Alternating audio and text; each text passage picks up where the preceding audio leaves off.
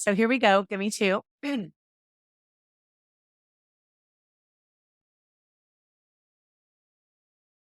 Friends, I am so excited to share with you the fabulous Michelle Markwart Deveaux, who is not only my business coach I just saw a thing on Facebook pop up that was like 5 or 6 years ago.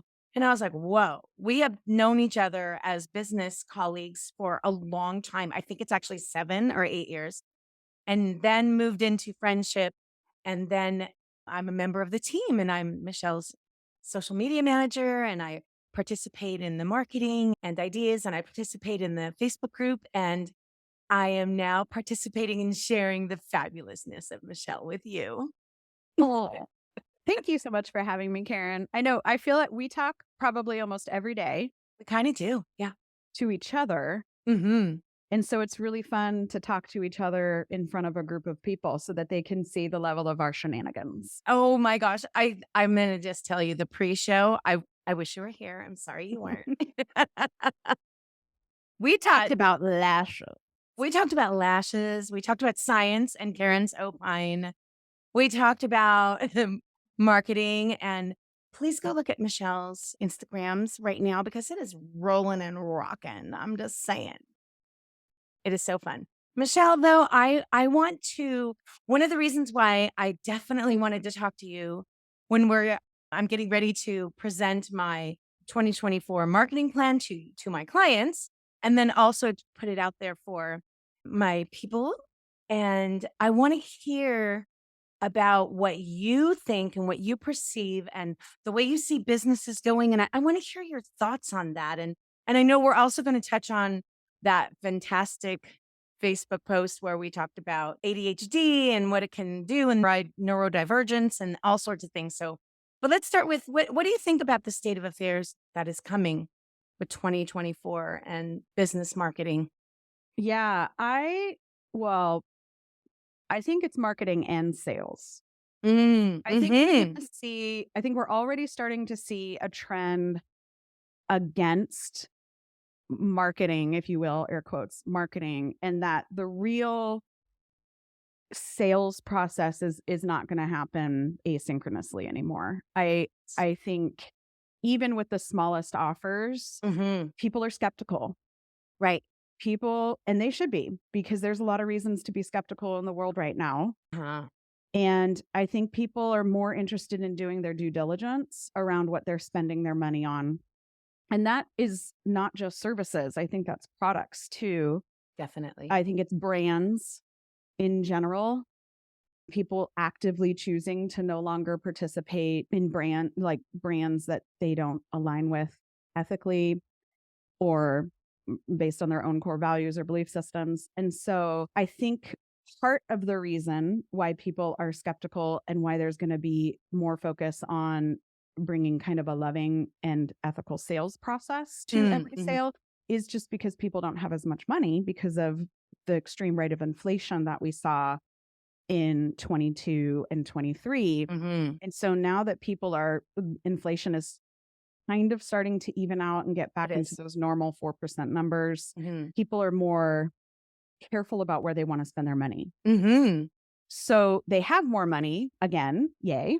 Yeah. But they are going to be like, I am not going to just go all loosey goosey with this money the way that I did during the pandemic when I was bored of swear words because I was in lockdown or I was stressed and I was spending as, relief, which we all did, right? And then there was this period of time where it was all revenge spending, right? Like I was locked up for so long and now I'm going on trips. I'm spending my money just willy-nilly, being out and about and participating in the joy of consumerism, which I know sounds funny, but we are. Well, you and I are in the United States of America, and it is a national pastime here. So that's where I think it's going to go. I think with marketing and sales, we're going to need to market consistently. Yes. I don't think we're necessarily going to have to market kind of as like a shotgun, Oh, yeah. splattery Yeah. For as sure. we did for a long time. For sure. But I think the real gold is going to be in authentic sales processes. So I think that DM sales are not going to work very much anymore unless there's already a relationship with the Yes. client. So Yes. it's more like not actually texting people, but it's more like that kind of, hey, I know you saw this thing. Can I learn more about it? Rather than I think cold call, cold sales. I just don't think they're going to work unless there's such a huge amount of brand capital and trust with Yes. brand that's going to sell. But if we're smaller brands, like the people that your audience, my audience, it's all going to be about relationships because people are Absolutely. real careful about where they want to spend their. While that can sound scary to the business owner, I think that that's a good opportunity for us to really think about, how do we sell? How do we market? And if we're not comfortable with that, there's reasons, and we can process through those reasons and then come up with a sales process that aligns with what our client needs and what align with our values. Absolutely. I love everything you just said. And I think that, and I'm so glad for those cold DMs. I personally have never enjoyed that. I'm that person. Please don't come to my house unless I know you're coming.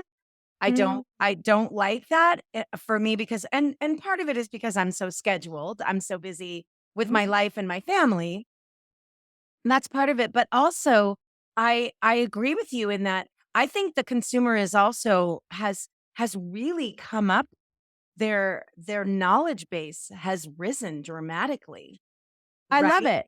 This is one thing that I actually really like about social media is that messages get spread fast. So Now, that can be bad in a lot of ways. I right. also have my very big complaints about social media as a thing, Mhm. but it it makes consumers smarter. Yep, absolutely. I mean, some people will always kind of fall for things, but I think overall there is enough chatter out there around what is kind of there's a podcast with a business group that I'm in called Duped, and it's Yes. Michelle Mazur and Yep, I Maybe love her. so they're great people. I'm actually meeting them in person in February, Oh, so I'll be nice. Oh my down. gosh, I love Michelle. You'll have to tell her I said hello. I will tell her I that. follow her religiously. Yeah, so she's great, and I work with her on the side there, but, to that point is, there's podcasts like hers, Duped, and some other ones that are kind of in the market of kind of exposing Coach Island and exposing kind of these, BS kind of marketing ploys and putting words to Mhm. what consumers are naturally feeling anyway. And so I think consumers that are interested in consuming will also see that and be like, oh, that's why I feel weird about that and why I don't like that. And then they can start making decisions about their own ways that they purchase. That's right.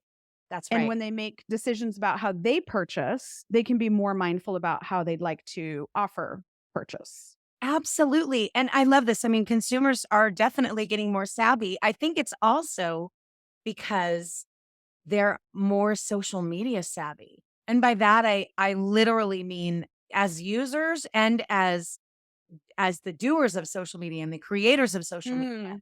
Mm. I think that the happy thing for me, I guess it's only taken 6 years or more, is that everything that I've been saying for so long is true. And that is it's the old adage, right? Whatever you put in, you get out, which is why I talk about curate your socials ruthlessly, messy consistency. I mean, I don't see anything gross on socials because I've put in the time and effort, which isn't that long, by the way, to make sure that I'm only seeing people that I want to see. And if I want to swim in the shark infested area of the ocean, then I know willfully I'm doing it. Let's Mhm. jump Mhm. on the For You page on TikTok and see. You know? The For Yeah. the For You page on TikTok is wild, and it can be fun. What I find is that when I'm either looking for something new or I'm literally just in entertainment mode, swipe, swipe, swipe, right?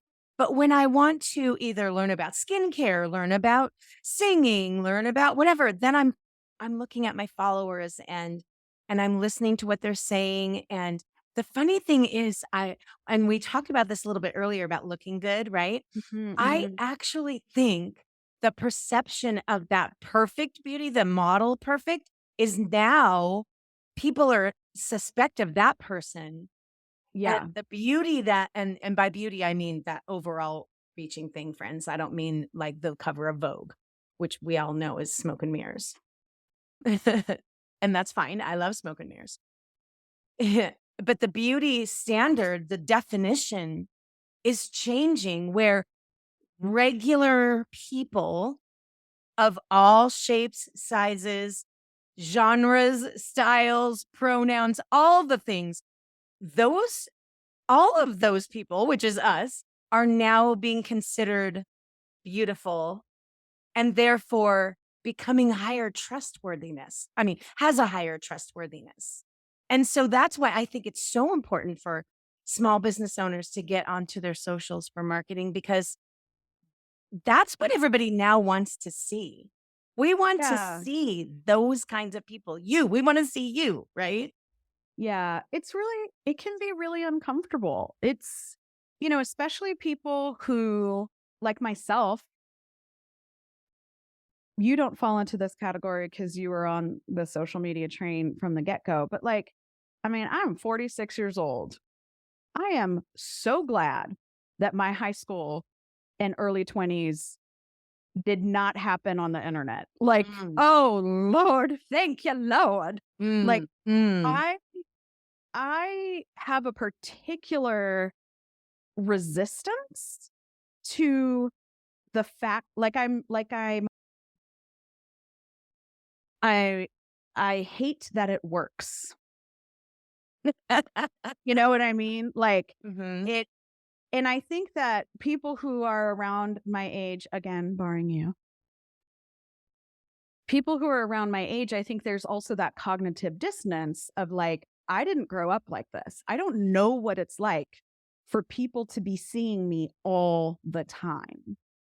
And people seeing me is something that needed to be, it was always contained. It was like the people at the store see me, the people at Mhm. school see me, the people that I'm teaching in person see me. But Mhm. social media, the world potentially sees you. Mhm. And the privacy issues there, the way, I mean, gosh, there was just to kind of jump side note on the Oh, beauty thing. yeah. I was scrolling the other day looking at like trying to find some research fodder about Robert Cialdini's stuff, see Mhm. who had done social media about it. And I randomly came across this reel that was like, no wonder I'm so self conscious. This is what I grew up with. And it was like clips from 1980s movies, Oh, wow. all about just what women would say, what men would say about women. No, it was not, it wasn't movies. It was all media. Like, Oh. like things that like male talk show hosts had said to like questions that were being asked on red carpet. And it was like so demeaning. It was so demeaning. Awful.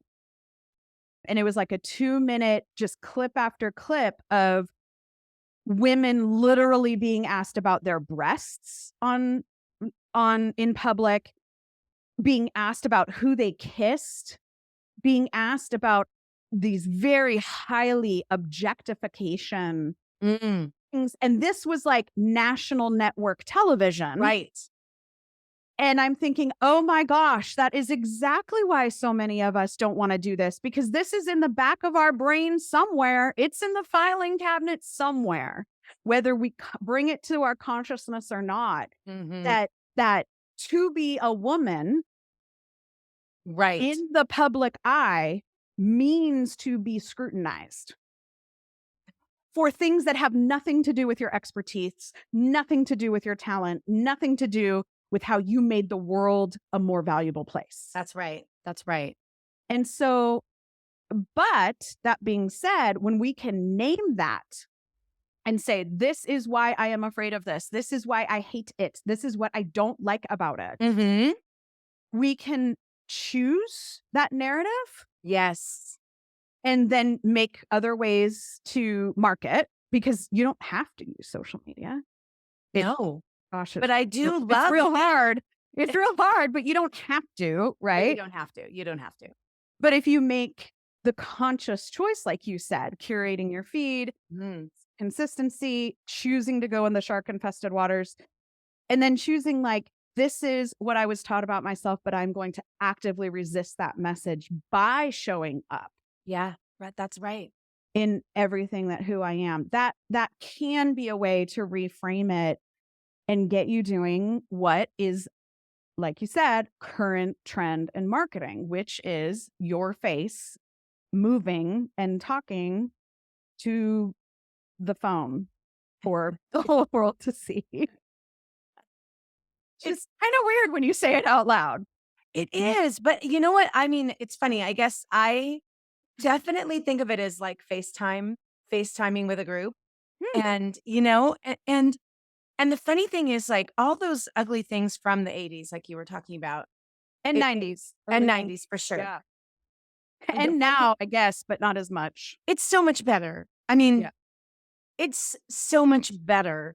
We're And talking about it now. we're talking about it now, and I think that there are enough young people who are I just watched an interview with Meghan Markle. As you know, I adore her and I, Yeah. all of the things.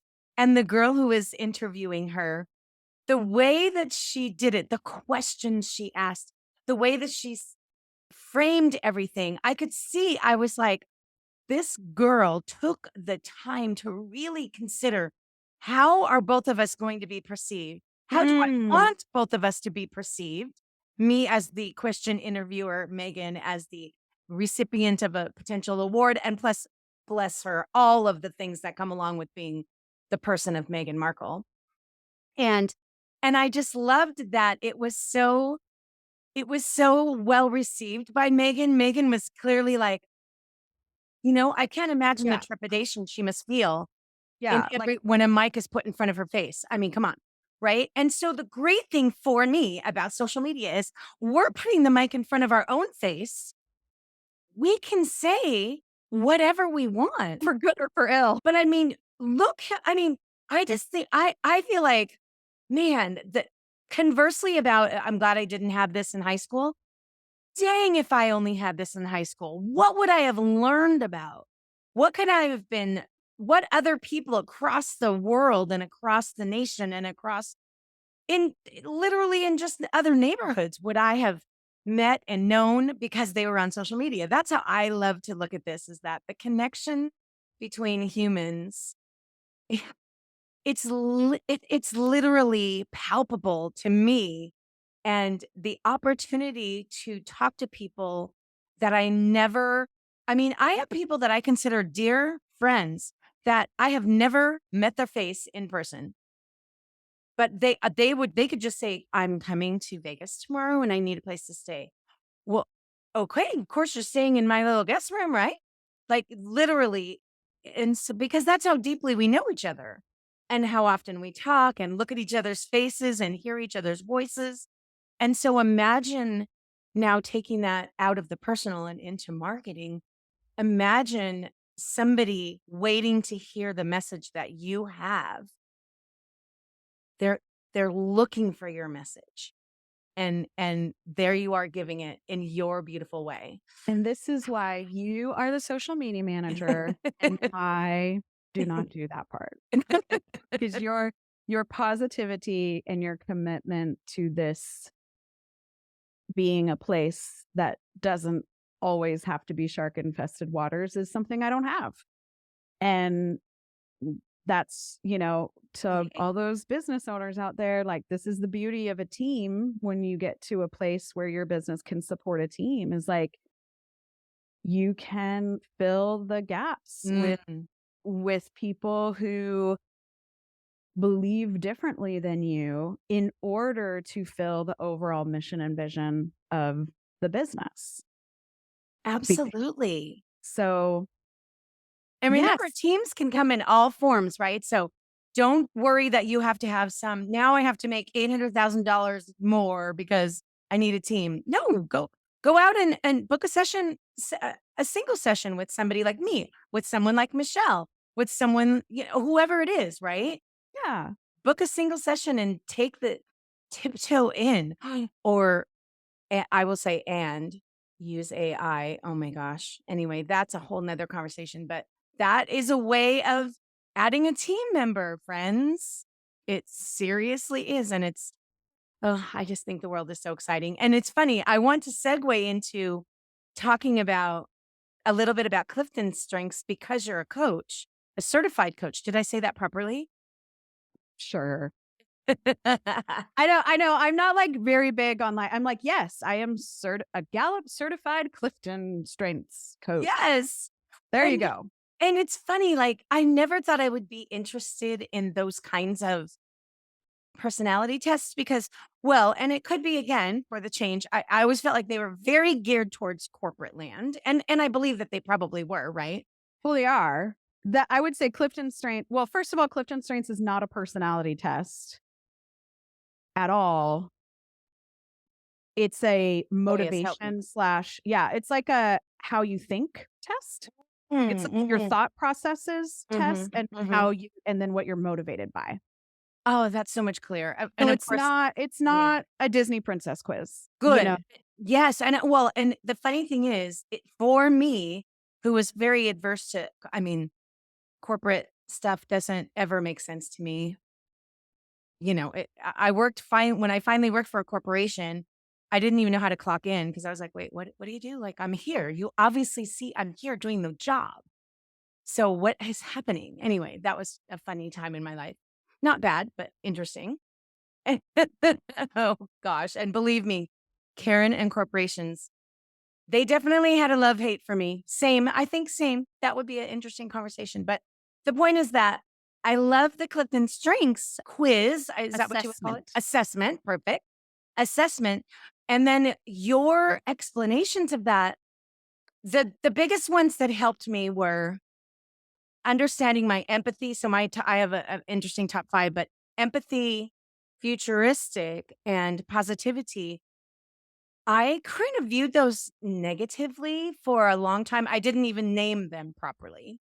And then I viewed them negatively because I didn't understand that there's a bright side and a dark side. And then, right? And then to understand how to then either avoid the dark side or understand it and then move on from it. So I would love for you to just talk about Clifton Strengths and how they influence what you do. Oh, great. Okay, so I do need to say this to all of those people out there who are also certified Clifton Strengths coaches, that I do go a little bit rogue from the way that it is taught to us. Uh-huh. But one of the great things about Clifton Strengths is that they want us to take the material and use our strengths to, Hello. have us be able to implement things. So Mm. the only reason why it's corporate, air quotes, is so Mhm. there's that and there's DISC, Mm. that are kind of the things that you do in corporate. And I think that part of that is just because of how Clifton Strengths started with Don Mhm. Clifton. Kind of, he looked at a bunch of people that were stereotypically successful and those people happened to be in that time period. I think it's the 50s or 60s. Those were Right. like corporate America, right? Because we still had really rosy glasses about corporate America back then. And the And system supported them better.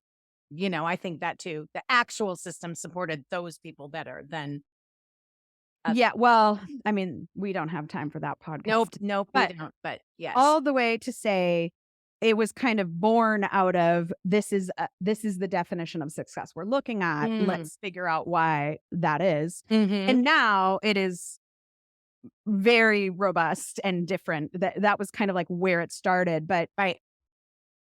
Clifton Strengths is an assessment that invites you to very quickly kind of respond to two statements. And this two statements, the assessment itself is about half hour, 45 minutes, Mhm. depending on how honest you are with yourself and how confident you are and how well you know yourself at the time of taking Mhm. it. And you kind of just pick. which one resonates with you more. And it's Right. kind of on a dial thing. And then it will use all that aggregate data. Did I say that right? It'll use the data Mm-hmm. and come back to you with like, here's how you're motivated. Here's how you show up in the world. Here's how you think. And and it rates them. Now, one thing I wish CliftonStrengths did better Mm. is I wish that it was not called CliftonStrengths. And here's why. Oh, Well, yeah. And it was called Strengths Finder before, which I actually think is more accurate and oh, helps people understand it better because they're not strengths until after you know how how to to use use them. them. So they are clear. Once you get into it, you learn quickly that CliftonStrengths, it doesn't spit out your strengths. What it Right. does is it spits out what they call talents. They use the word talents. And then they say, if you want to turn it into a strength, you have to be able to see where these things show up, name, Mm. It's 12 o'clock. and then, oh, well, thank you, Siri. Thank you, Siri. And now everyone knows what time we're talking.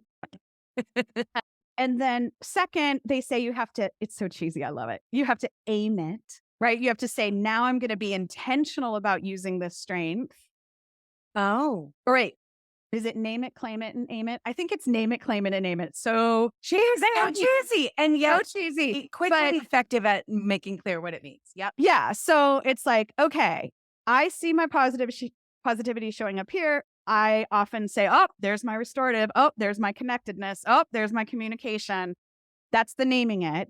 Then it's like owning it. So for me, the big one was significance. Like, oh, I got to wrestle with this. Mm. This is like I have a lot of negative associations. I have a lot of like barrier labels. I have a lot of limitations in my thought and the way that people talk to me about this thing that's actually something that can be used for good. Mm. People spoke to me like it was evil and I internalized that, like, right? So you've got those ones that you have to claim and work through Yep. and kind of admit about yourself.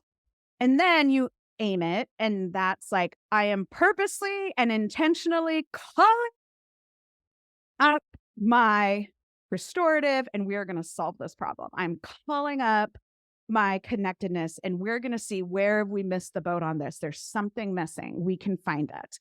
I'm going to call up that significance and I'm going to do a podcast with Karen, you know? Yeah. So, Yeah.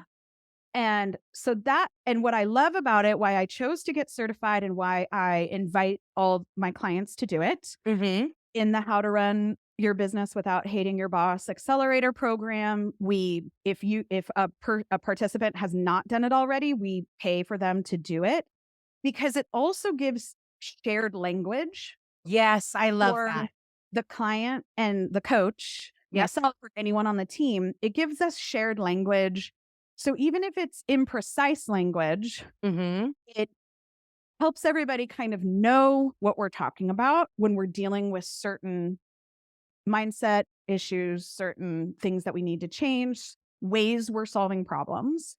And it also helps within the team, which is why it was originally corporate. It was supposed to help teams get along better. That Right. makes sense. That actually Yeah. makes a lot of sense. And it does. It Yeah. works really well. So, then within the team, like a great example is like we have almost every person on the Speakeasy Cooperative Faith Culture Kiss team has Relator in their top 10. This team meeting's very long, Super fun. but it also shows me like, okay, these people don't want my niceties. They don't want me to be like, well, they want me to be like, good morning. This is what we've got to get into. They want me to be like, what is really going on with you? You seem really blue. Tell me the truth. And then they'll answer truthfully because it's like, go deep or go home when you're Mhm. later.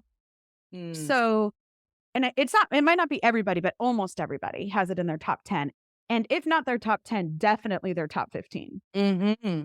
So, out of 34, for those of you who do not know. Oh, and the other thing about CliftonStrengths that I wish they were better about saying up front is like the 1 through 10 Yes. is not like what you're best at. And then like the 24 through 34 is not what you're bad at. That's Oh, not, it's yeah, not strengths and weaknesses. It's that's not right. that at all. It's, this is how you show up. This is how you're less likely to show up. Right. So the other thing I like about CliftonStrengths is it doesn't mean if I don't have these things readily available to the way that I think, that I cannot accomplish a task. Mm. So what happens in a lot of personality assessments, what happens in a lot of personality tests is they'll be like, you should not do XYZ because you don't have PQR. Hmm. And my perspective is like, you can do XYZ, but you might do it with 347 pi, you know? So Really? it's not that you cannot accomplish the task.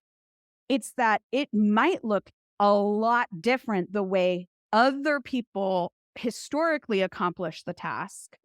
And so, or the project or the goal.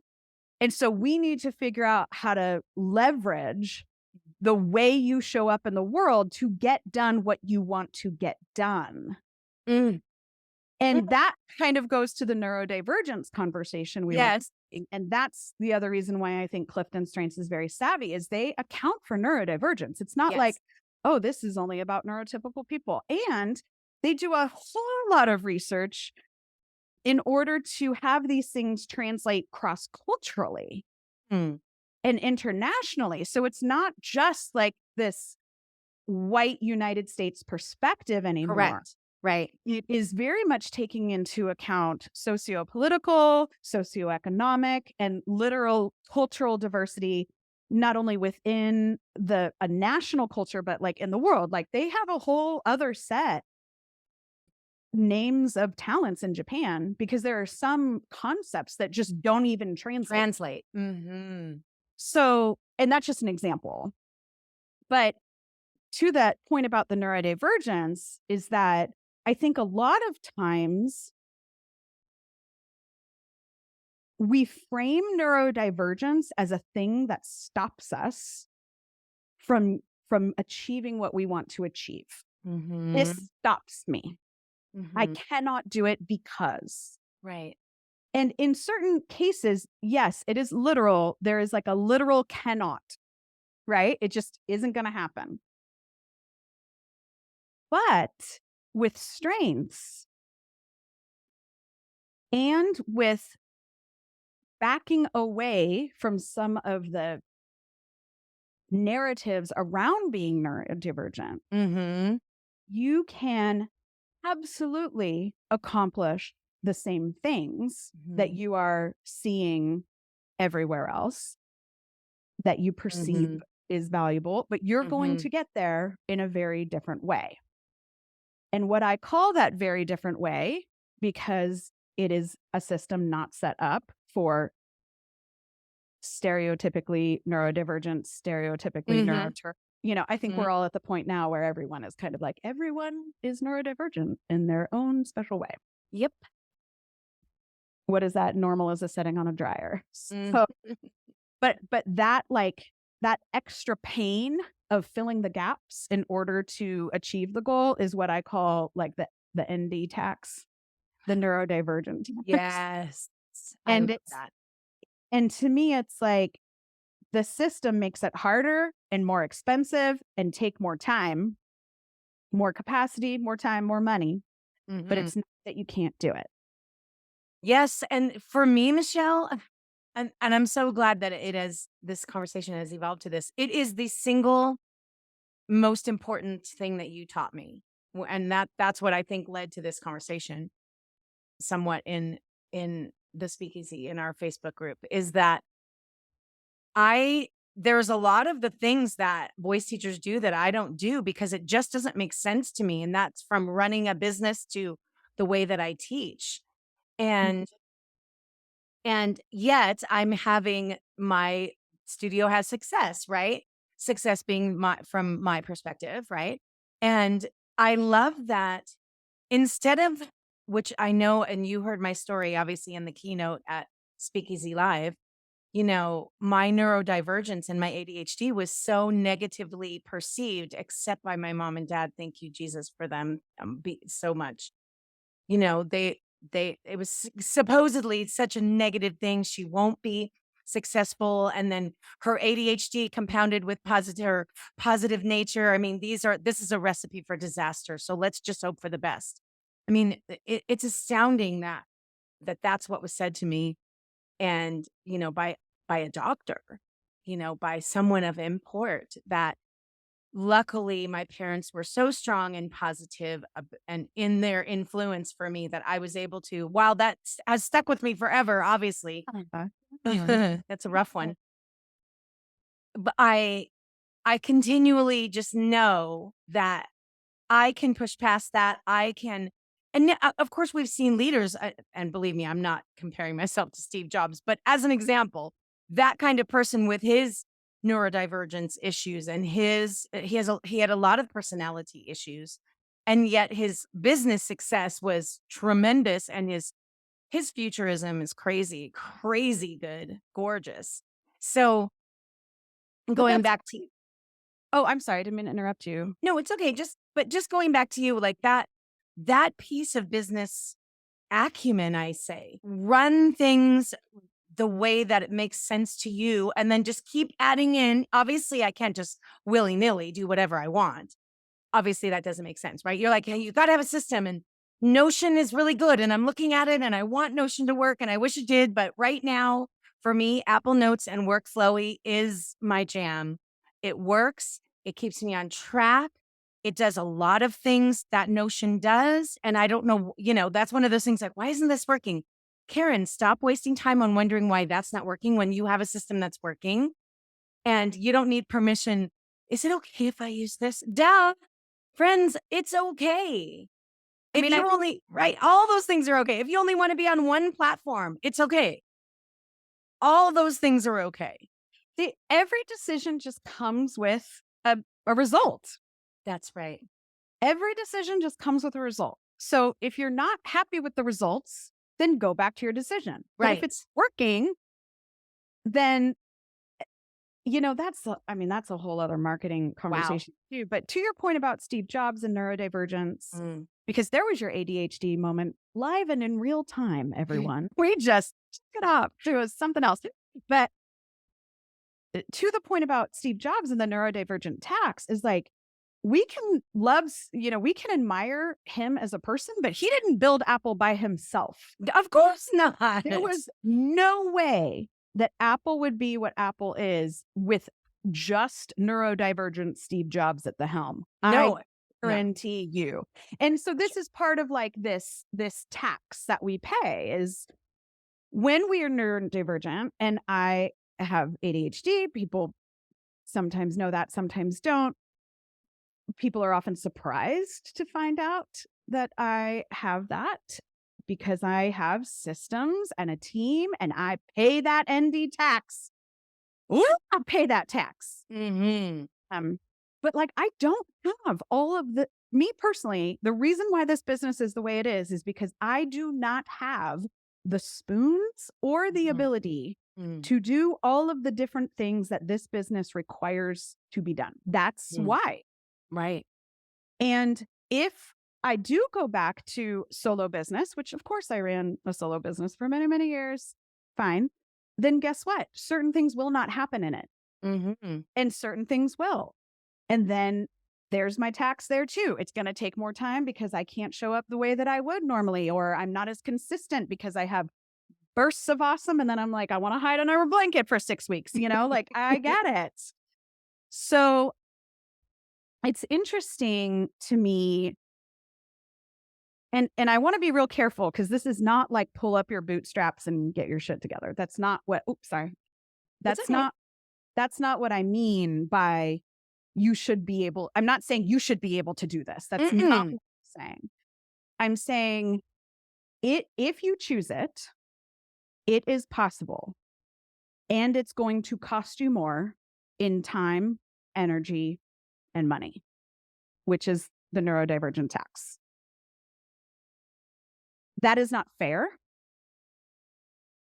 It is not right, but it is true. It is true. And I would like to see more neurodivergent people use the beauty of their neurodivergence Right. to allow themselves to take the bunny trails, to be very direct and want rules and want structure, to have those moments when they're manic and taking care of themselves and not depressive and taking care of themselves and then utilizing the time in between. Mm-hmm. To have the support systems around depression and anxiety, to have the support systems around all of these very real mental health things that frankly we throw around inappropriately, Correct. right? Absolutely. Over kind of pop diagnosing, because those are very real things and neurodivergence is very real. And so I want people to understand the tax so that we Mm-hmm. can account for it Right. and not just let neurodivergent leave goals in the wind, like, turn goals into wishes. Right. Right. And Sure. it's not easy, It is not. but we can do it. You can do it. And I'll tell you right now, friends, while I don't have a team, I have a Mhm. business coach. So literally like that, right? I work with you. I work with Kim Doyle, whom I adore. I mean, I have women in my life who are leaders and coaches and your business acumen and savvy are what or how I learn everything. I definitely, while I love to read and I love YouTube more than life probably. You have to have somebody you have to have somebody with you, I think.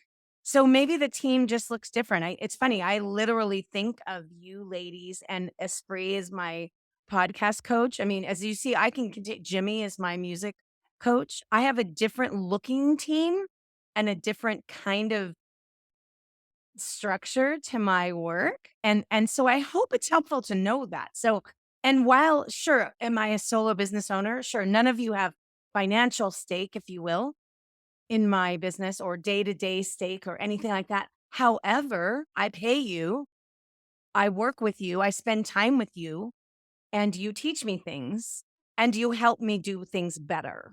Yeah. And so teams and yeah, teams for me can look very different. It doesn't have to be sort of the typical structure. Well, and that's why I use the word team, Yeah. because a team can be your Jedi Council. It can be your village. It can be people who you pay as independent contractors. It could be people Mm. you pay as employees. Oh my And gosh, yes. especially if you are neurodivergent, especially with ADHD, you need other people keeping you accountable. And even as so far as like co-working and body doubling, daily interaction so that it stays novel, that you stay a little bit competitive, Yes. these are things that those are the things that you look for so that you can achieve your goals, right? And so Right. having a team, however you define team, is Yes. still essential for you. Being alone and neurodivergent and an entrepreneur is why this is hard. Exactly. And, Ex- we get these lone wolf syndromes. I know in our industry, music, voice, coaching, we get into these little like lone wolf, like my independent studio, my MTS, whatever, over here by itself. And it's like, that's literally making it worse, which is why we, opened the Speakeasy Cooperative as a very intentional business ownership, whether your voice or some other type of coaching or Mhm. related with the voice, SLPs, all of that. But Mhm. such, but with the intent of like, not only are you this voice teacher, that's one level, but like there are voice teachers that don't own businesses, and that is a very different world, right? Like Yes. it's a Yes. very different world to be a voice teacher that does not own a business than it is to be a voice teacher that owns a business. And so, and a lot of those voice teachers who are not working corporate, not working academia, part of that is because of their neurodivergence. Mhm. Absolutely. So, that's one of the reasons why Speakeasy exists, really, is like, okay, I'm not dumb. I know y'all need some co-working. I know y'all need some accountability, some celebration, keeping it novel, keeping it new. Not everybody needs that, but especially in the arts, especially in voice, and especially when you're a business owner in the arts, get yourself a team. Girl, I'm telling you, I don't even know. I don't think I can think of an instance of a voice teacher specifically, or a voice professional, I guess, who would not benefit from being in the speakeasy. And I'm not saying that because you're here just to be nice. As I Yes, love you to say, are. I am nice, but I'm not being nice. And here's why. Because Okay. in the speakeasy, I was looking through it last week, and Mhm. there were comments and a whole discussion around an SLP thing. There was a million business discussions. There was rep discussions. There were anatomy discussions. I mean, the book asking. I mean, it's literally. I don't even know how I would find all the things that I'm learning if I had to, if I even thought of them. Oh my God, why is she asking that question? I never even thought about that. That's my favorite. Like, Right. oh, what the heck is that? you know? Yeah. And there's no, I'm not going to say what it is, but there is a group on Facebook that is so detrimental, I feel, to everyone's psyche, and it is so, in the voice world, and it is so far from that. And it's not because people are perfect, and it's not because there's never been heated discussions. There certainly have been Passionate disagreements. passionate disagreements. That's Yeah. it. Beautifully said.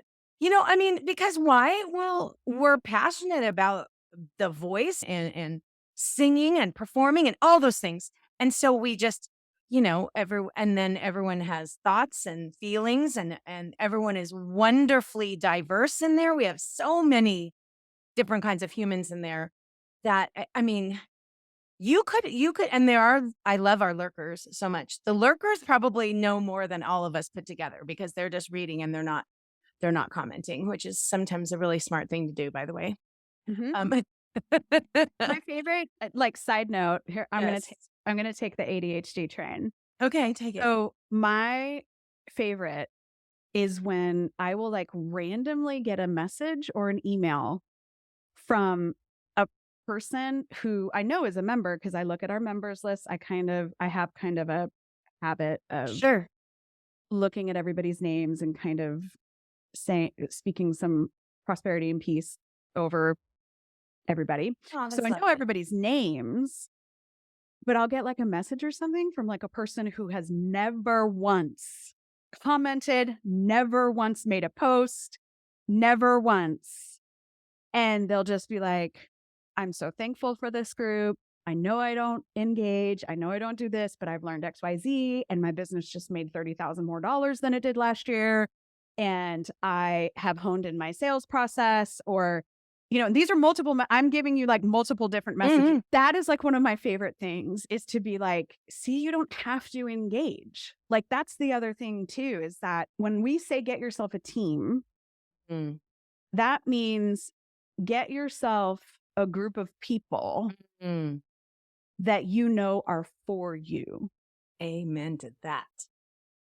And some people are going to be engaged in that community daily, minutely, hour, Mhm. right? Yes, and it's fun. Yes.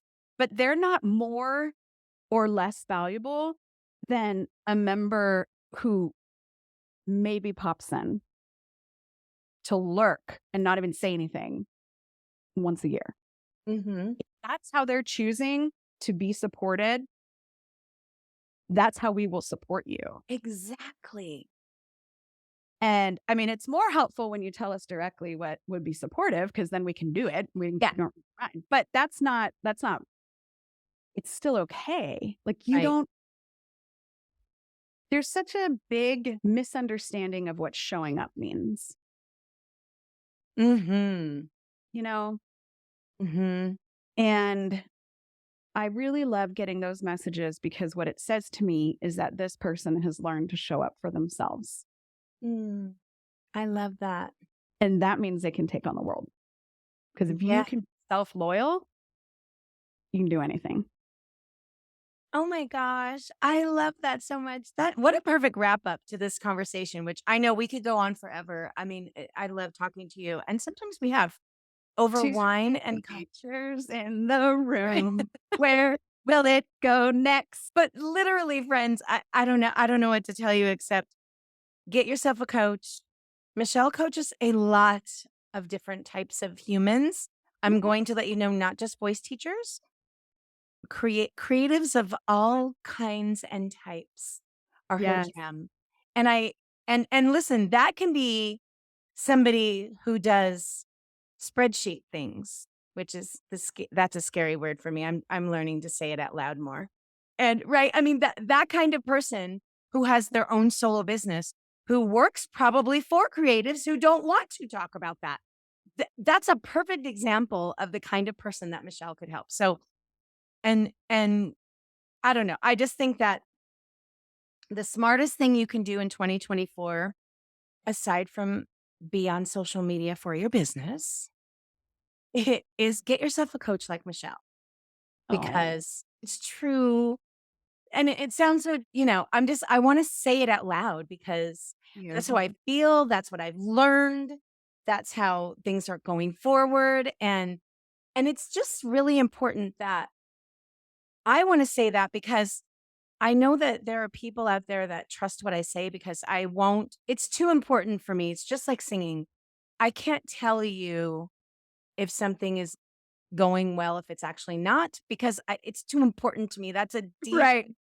that the voice and performing is so deep that I'm not going to tell you something is great if it's not great, but I will tell you how to make it better, right?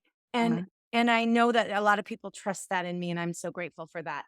And so I bring that to this coaching instance. And that is, these things they're expensive as a solo business owner, time and money wise. And it's the best way to invest in yourself is to align yourself with someone who is actually going to teach you things and love you in a way that you need as a business owner, right? So yeah, thank you. it's And true. we are now officially in a place where I can and do call myself a consultant in addition to a coach. So Mhm. we are doing both modalities. We've been doing both modalities in Oh, different ways yeah, yeah. for a while, but it feels really great to know that the level of expertise that I have in the nuts and bolts and the practical sides is now recognized as consultant level, finally recognized. But, and then in addition, because the coaching modality is a totally different coaching or a Yes, totally different modality rather yes, than the yes. consulting. And I, I really appreciate you saying that because especially when you're in a service-based industry or Mm, you're music teaching or you're a body worker or you're a healer and you're passionate about the service, the the business side feels very annoying to have to do. so much. And we tend to underinvest in it because Mm, we like it. yes. And the problem with that, or a problem that that causes, and when I say a problem, I don't mean like fix this. I mean a thing that happens that we need to be different is that you wind up doing what you love, but you're not actually meeting your own needs while you're doing it. Mm, And business acumen and working with a coach consultant, being in the Speakeasy Cooperative, definitely doing how to run or our invited program VIP. And mm. we're also cooking up something new for 2024 for people who have done how to run already and are ready for the next level, but not quite Nice. VIP. Yes, yes. That's brand new. Sarah and I are talking about that next. Exciting. The point being is like it really it's sad, and I don't like this, but it literally does not matter how good you are at what you do if Mm, you don't have a way and you want it to make you like, obviously, you want it to make you money, you want it to be sustainable, you want it to not feel like you hate it a lot. I'm making a lot of assumptions, but They're not wrong. it doesn't matter how good you are at it if you cannot monetize it, if you can't market it, if you can't structure it in a way that gives you time and freedom and sets boundaries for you, if you can't develop a clear and cohesive brand in order to, again, market and sell it. Mhm. It's like the business is like the scaffolding. It's like the house that your creativity lives in. Mhm. And so for me, when we have creatives who, start businesses and they don't have a house or their house is in disarray, that's like Mhm. image that comes to my mind is like Yes. it's like you have a beautiful Steinway grand piano in a shack Right. and people don't see the piano, they see the shack. That's right. Ooh. And so they're never going to knock on the door, right? And when I think of the shack, I'm like, oh, like a haunted house, Mhm. Yes. And then we don't, and I know there's something magical and kind of like mystical and kind of sexy about like best kept secret. I know there's something very fairy tale like mythical maybe Mhm. about like opening the shack door into opulence. Mhm. I get that, but that doesn't put shoes on your feet Nope. and it doesn't pay your electric bill most of the time. Correct. So if you're in a place where you feel like you are a Steinway in a shack, please invest in your house. Invest in that. And that could be as much as, like you said, one session where you're just mowing the lawn, Yep. or it could be a full program Yep. where you're doing additions and you're changing rooms and you're completely redesigning, or it can be a combination of both. That's right. But what we do is we figure out, well, what are the most important parts? Let's get the bathrooms working. Let's get the water running. Let's get the steps up to the door safe and clean. Yes. Yes. Let's put a fresh coat of paint on and get those necessities done first. And then we'll work on all the other things. But Mm. please take, especially after inflation was so much in the last couple of years, Yes. please, please, please, please take the time to work on your business house so that your opulence can be enjoyed. Mm. So that your opulence can be enjoyed. What a perfect way. What a perfect way to end. Twice. It was a tag. We did a tag. Yeah, we did. We did a reprise. A reprise. All right, I'm going to stop talking. No, it's okay. Friends, I'm gonna put so many links in this show that I might have to just talk about it for like a week, an extra in my marketing on my Welcome. social media. So many episodes out of one conversation. I love that. Okay, we are Michelle Markwart Deveaux of the Speakeasy Cooperative, Karen Michaels. This is the Your Creative GPS podcast, and I'm the social butterfly and the singing pianist in Las Vegas. And I can't wait to talk to you again soon. Bye.